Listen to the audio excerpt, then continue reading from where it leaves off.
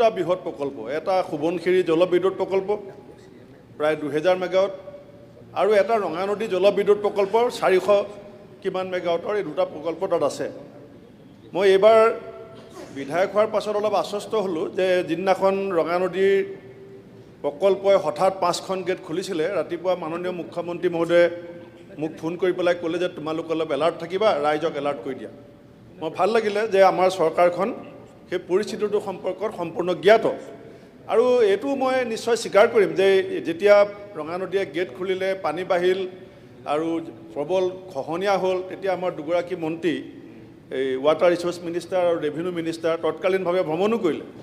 আৰু তাৰ আগতো মই দেখিছোঁ, মই অকণমান লৈছোঁ সময় 1 মিনিট, তাৰ আগতো মই দেখিছোঁ য'ত য'ত মানে ভাবুকিটো আহে, এই বৃহৎ নদী বান্ধৰ পানী হঠাৎ মোকলাই দিয়াৰ পাছত যিবিলাক অংশত ভাবুকি আহে, সেই ভাবুকি অহা অংশবিলাকত ইতিমধ্যে কেইবাটাও বদতিতে কওক, জামুগুৰিতে কওক, তাত জিঅ' টিউবৰ কাম চলি আছে। কিন্তু মই কি বিচাৰিছোঁ মাননীয় মন্ত্ৰী মহোদয়ৰ পৰা যে এই বিষয়টো নদী গেট খোলা আৰু বাৰিষা সময়ত হোৱা আলোচনাৰ পৰা আমি উৰ্ধলৈ উঠি মন্ত্ৰী মহোদয়ে যদি জিলাখনৰ বিভাগীয় বিষয়াসকলক লৈ, লগত ৰেভিনিউ বিভাগটোক লৈ, আমাৰ সেই অঞ্চলৰ বিধায়কসকলক বা সাংসদসকলকো জড়িত কৰি এটা, তেখেতে কৈছে শব্দ এটা যে ভৱিষ্যতে আমি এইখিনি কাৰণে চিন্তা কৰিম।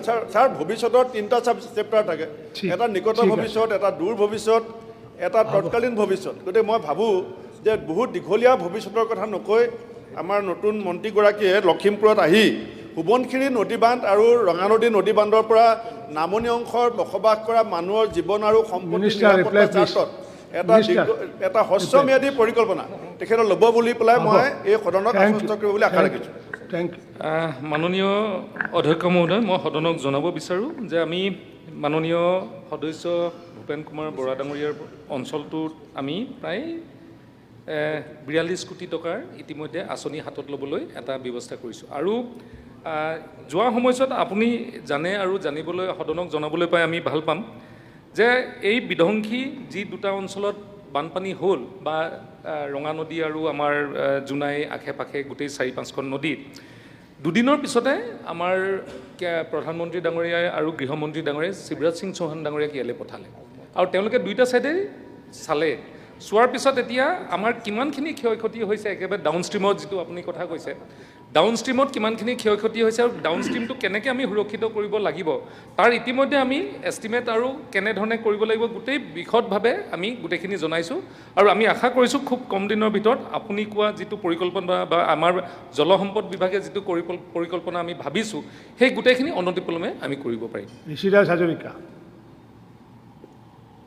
মাননীয় অধ্যক্ষ মহোদয়, যিহেতু আমাৰ নামনি সোৱণশিৰি জলবিদ্যুৎ প্ৰকল্প আৰু ৰঙানদীৰ বিষয়টো আহিছে, সেই বিষয়টো যিহেতু ময়ো ৰঙানদীৰ বিধায়ক,